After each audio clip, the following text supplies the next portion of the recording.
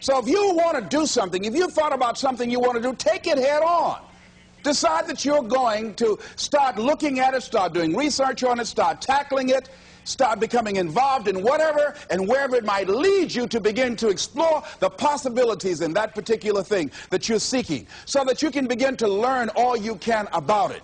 Decide that you're going to face it, that whatever shortcomings you have, that you're going to strengthen yourself there. Whatever training that's required, that you're going to go get that training, that you're going to get started right now. George Washington Carver would say, do what you can, where you are with what you have, and never be satisfied. S.B. Fuller used to say, and you heard Joe Dudley talk about, always strive to be more than that which you are. Yeah, don't get satisfied with yourself. Always know that wherever you are, you can enjoy more, that you deserve more. But most people, you know what they do? Most people go through life quietly and safely, tiptoeing to an early grave. Find out what it is you want, and go after it as if your life depends on it. Why? Because it does. People that have found their passion, people that found the things that they love, people that have found the things that they can pour their lives into, those people live longer. I was in New York and I had to do a seminar at a special church, and a guy by the name of Reverend Johnny Youngblood. And I said, how is it that you were able to build this big housing facility and got all of the various community and religious groups together to have this dwelling for 2,000 residents that were once homeless? How were you able to take on this responsibility? Wasn't it overwhelming? He said, the kind of work I do, he said, it's in me. I've got to live what's in me. And I think that's everybody's desire in life. You've got to live what's in you. Life is just too short and unpredictable. But what do we say? But there'll always be tomorrow. Oh, no. There's no guarantees you're going to show up tomorrow. There are a lot of people who were here yesterday that they're not here today. There are a lot of opportunities that were around yesterday. They're not here today. Oh, you can wait, but you know what Abraham Lincoln said? Well, good things might come to those who wait, but only the things that have been left over by those who hustle.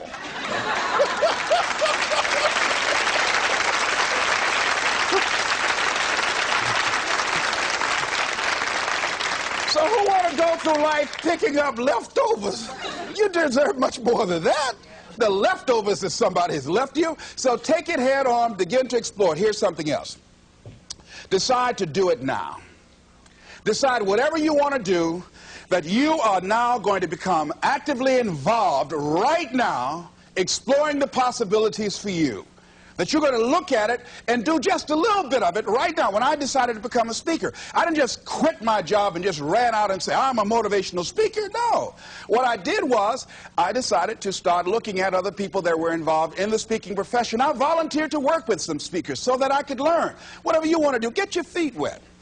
Gain some experience doing some volunteer work in the area and find out whether or not this thing you want to do will fit for you. A friend of mine told me he wanted to have a restaurant. I said, have you ever operated a restaurant before? He said, no. I said, well, really, you don't even know if you want one.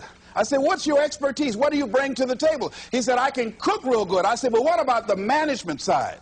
What about the business part of the restaurant? You're not going to be cooking all the time. Somebody's got to receive the money. Who's going to manage the personnel? He said, you got it right. You got a point there. So this guy got a job in a restaurant in the evening time on a part-time basis. After doing that for a while, he said, you know what? I think I just want to be a chef. He said after working there, people didn't show up to work. He said it's hard to find the help. People weren't responsible. The headaches, the guests were just giving him problems day in and day out. They weren't ever satisfied. He said, no, I just think I'll stick to cooking. See, you got to find out what fits for you. Because you might decide that after you go up in there and examine it and experience it and get some experience under your belt on it, well, you say, this is really not what I want. This does not fit for me. So decide that you're going to do that. Now, John H. Johnson said something that's very important. He said, there's no defense against an excellence that meets a pressing public need. See, whatever you decide to do, look at it and find out what is it that I have that I could bring to the table that can begin to enable me to ensure that I could be successful in this. Where is the opening for you? There's room for you out here. Out here in the arena called life, there's room for you to come out and live your dream. Don't allow but to keep you in the corner, keep you up in the bleachers, looking at life, being a spectator, not being a participant, making a difference in life. I believe that all of us came here with something. All of us showed up to give something, and that nobody's going to give that service that you have to give. No one's going to produce your product. No one's going to write your book. No one's going to open your academy. No one's going to begin to create your daycare with a special curriculum to help to cultivate the high self-esteem in our children. That's your idea. And if you don't bring your idea out here, when you die, all of us will suffer because we've been deprived of your genius because you allowed but to keep you in the bleachers and not pursuing your greatness. You take it to your grave with you. And that's what most people do. I think that's why the guy said that many people die at age 21 and don't get buried until they're 65. They're walking dead. You can tell them by the way they walk. How they look in the face. When they speak to you. I was giving a speech at this high school, and a lady came after school. She said, "Mr. Brown, I want to talk to you about my son." I said, "What is it?" She said, "He's not motivated." I said, "I wonder why."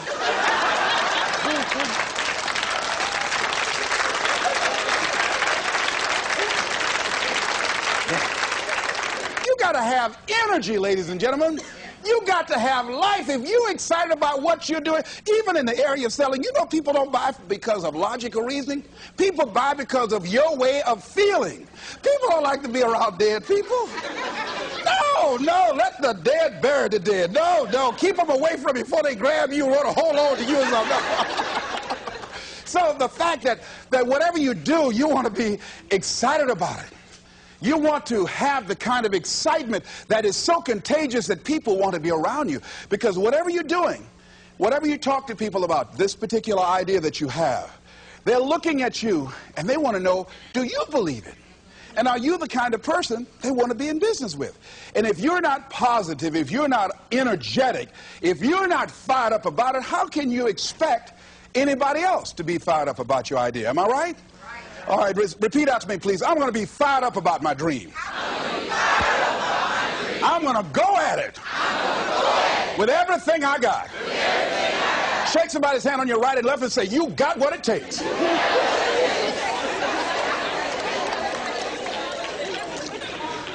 There are a lot of people who say, "But I tried once or twice and it didn't work out."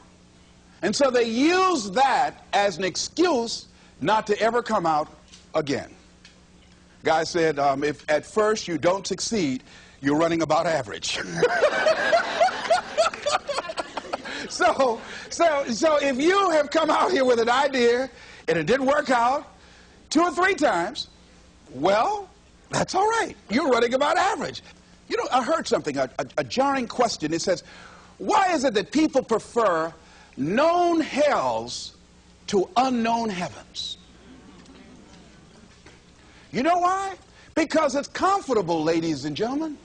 I remember I was in a service once, and I heard Dr. Johnny Coleman give this example. She talked about a man who had been captured behind the enemy lines in a war and was sentenced to be killed or another option.